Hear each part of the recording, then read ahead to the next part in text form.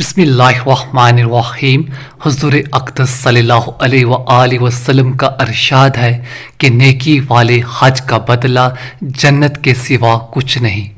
فائدہ: بعض علماء نے کہا ہے کہ نیکی والے حج کا مطلب یہ ہے کہ اس میں کسی قسم کی معصیت نہ ہو، اسی واسطے اکثر حضرات نے اس کا ترجمہ حج مقبول سے کرتے ہیں کہ جب آداب و شرائط کی روایت ہوگی، کوئی لرزش اس میں نہ ہوگی تو وہ حج انشاءاللہ مقبول ہی ہوگا۔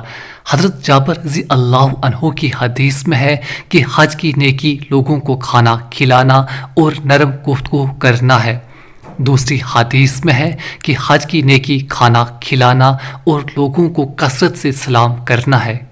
ایک حدیث میں ہے کہ جب حضور اقدس صلی اللہ علیہ وآلہ وسلم نے ارشاد فرمایا کہ نیکی والے حج کا بدلہ جنت کے سوا کچھ نہیں، تو صحابہ رضی اللہ عنہ نے دریافت کیا کہ حضور اقدس صلی اللہ علیہ وآلہ وسلم نیکی والا حج کیا چیز ہے؟ تو حضور اقدس صلی اللہ علیہ وآلہ وسلم نے فرمایا کہ کھانا کھلانا اور سلام کثرت سے کرنا۔